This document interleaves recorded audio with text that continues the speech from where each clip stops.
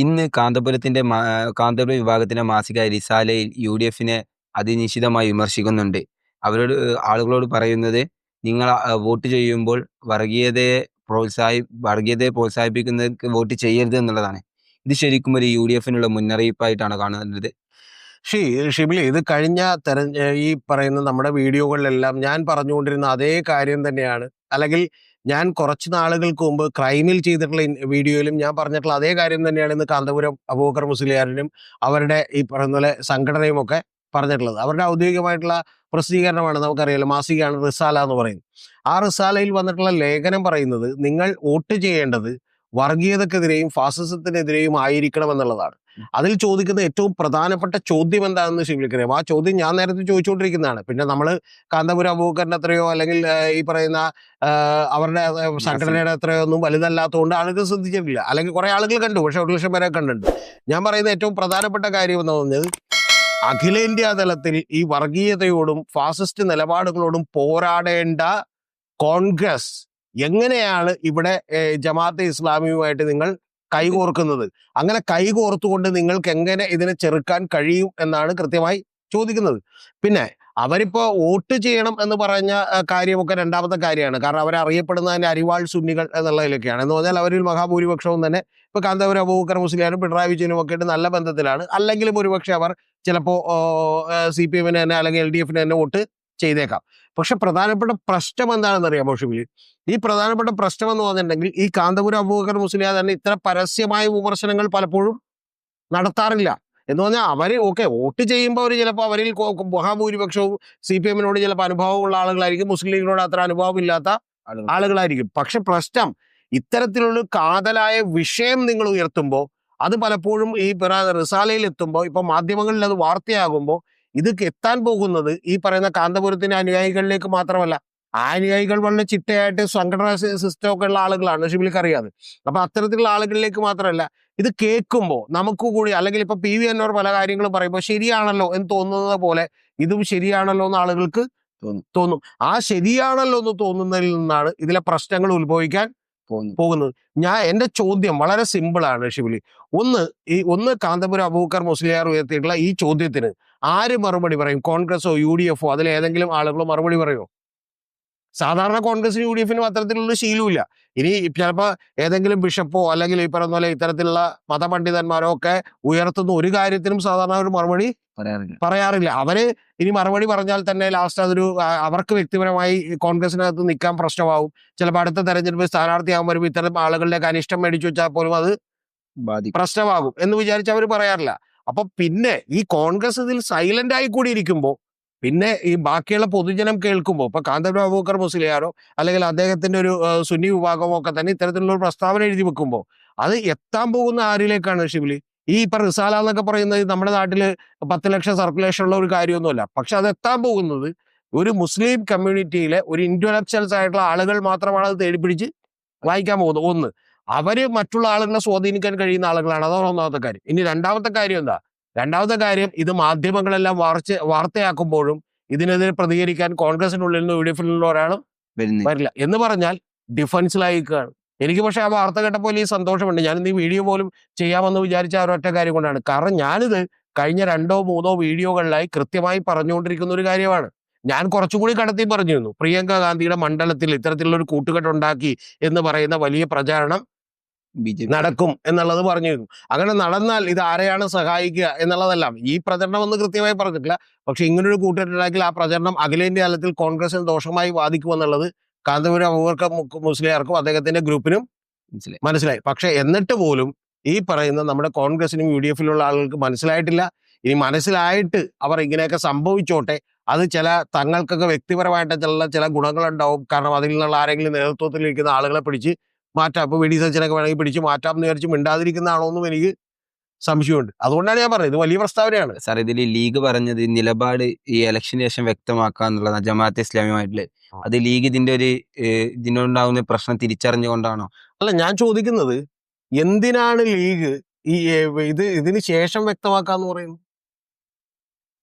നിങ്ങൾ കേരളത്തിൽ വർക്ക് ചെയ്യുന്ന ഒരു രാഷ്ട്രീയ ചിലപ്പോ പാർട്ടിയാണ്. 2 നിലപാടാണെന്നുള്ളൊരു അല്ല, ആയിക്കോട്ടെ, 2 നിലപാടാണെന്നുള്ളത് ഏതാണ്ട് വ്യക്തമായി കഴിഞ്ഞു. കാരണം എന്താണെന്ന് വെച്ചിട്ടുണ്ടെങ്കിൽ ഇപ്പൊ ഈ സതീശൻ പറഞ്ഞ നിലപാടിനോട് ഇവരാരും തന്നെ യോജിച്ചിട്ടില്ല.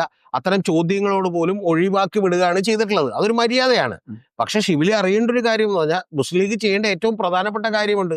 കാരണം ഇങ്ങനൊരു കാര്യമുണ്ടെങ്കിൽ അത് UDF-നകത്ത് നിന്ന് തന്നെ തിരുത്തിക്കേണ്ടതല്ലേ. ആ തിരുത്തിക്കേണ്ടതിന് പകരം ഇനി 19-ാം തീയതിക്ക് ശേഷം പറയാന്ന് പറഞ്ഞാൽ ഇതിന്റെ എല്ലാ ഡാമേജും ഉണ്ടായി ഒരു വോട്ടെടുപ്പ് കൂടി കഴിഞ്ഞതിന് ശേഷം പറയാന്നാണോ? അല്ല. പിന്നെ ഷിബിലി ഇത് കേരളത്തിൽ ഉണ്ടാക്കാൻ പോകുന്ന ഏറ്റവും വലിയ പ്രശ്നം എന്താണെന്ന് ഷിബിലിക്ക് അറിയും, മനസ്സിലായോ? അത് ഷിബിലി അറിയേണ്ടത് ഇത് യഥാർത്ഥത്തിൽ ഇപ്പൊ ഈ പറയുന്ന വലിയ തോതിൽ ഇത് വിവാദമായിട്ടുണ്ടോ? വിവാദമാക്കിയത് CPM ആണല്ലോ.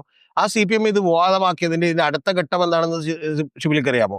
CPM ഇത് വിവാദമാക്കിയേക്കുന്നത് ഒരൊറ്റ കാര്യം കൊണ്ടാണ്. ഇത് നിലമ്പൂർ ഇലക്ഷന് വേണ്ടിയിട്ടല്ല.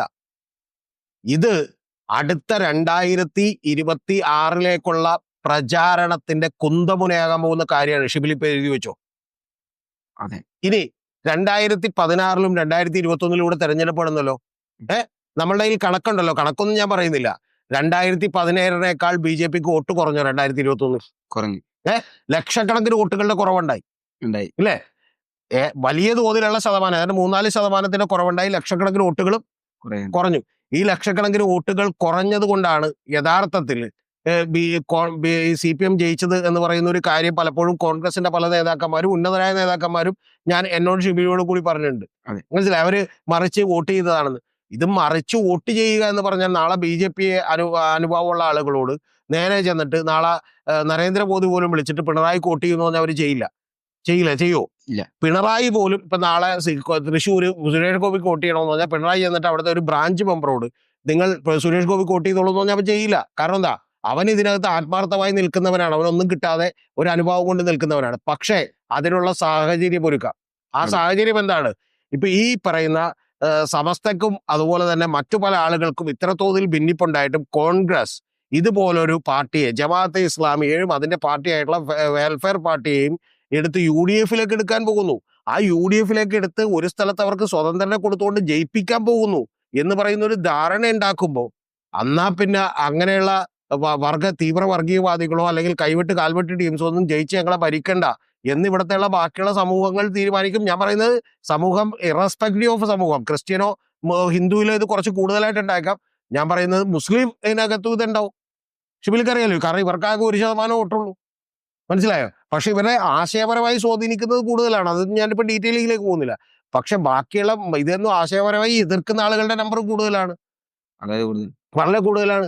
അപ്പൊ അത്തരത്തിലുള്ള ആളുകൾ തന്നെ ഇതെന്തിനാണ് കോൺഗ്രസും അതുപോലെ ഈ പറയുന്ന മുസ്ലിം ലീഗൊക്കെ ഈ പണി കാണിക്കണമെന്ന് വിചാരിക്കും. യഥാർത്ഥത്തിൽ കോൺഗ്രസിന് വലിയ തോതിൽ ഡാമേജ് ഉണ്ടാക്കും. ഞാൻ പറഞ്ഞു, അഖിലേന്ത്യാ തലത്തിൽ തന്നെ ഡാമേജ് ഉണ്ടാക്കും. കാരണം അവരുടെ പ്ലാനുകളൊക്കെ തെറ്റിക്കും. കൂടാതെ മുസ്ലിം ലീഗിനും ഇത് വലിയ പ്രശ്നമാണ്. അപ്പൊ അതുകൊണ്ട് ഈ 2026-ലേക്കുള്ള ഒരു ഈ പറയുന്ന എന്താണ് പ്രചരിപ്പിക്കേണ്ടതെന്നുള്ളത് CPM സെറ്റ് ചെയ്തിരിക്കുന്നു. CPM-ന് കിട്ടിയിട്ടുള്ള ലോട്ടറിയാണ് എന്നുള്ളതാണ് ഇത് യഥാർത്ഥത്തിലുള്ള കാര്യം. അതായത് ഈ പറയുന്ന അവരെ പിന്തുണ ഞാൻ സ്വീകരിച്ചിരിക്കുന്നു എന്ന് പറഞ്ഞാൽ പോലും കുഴപ്പമില്ല.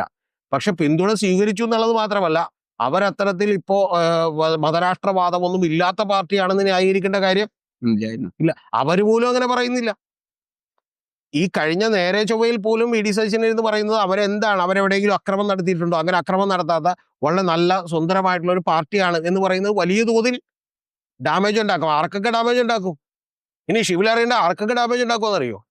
കോൺഗ്രസിന് അഖിലേന്ത്യാ തലത്തിൽ തന്നെ ഇത് ഡാമേജ് ഉണ്ടാക്കും. പ്രിയങ്കാന്തിന്റെ മണ്ഡലത്തിൽ ഇത്തരത്തിലുള്ള പരിപാടിയാണെന്ന് പറയുന്നത് ഡാമേജ് ഉണ്ടാക്കും. മുസ്ലിം ലീഗിന് വലിയ ഡാമേജ് ഉണ്ടാക്കും.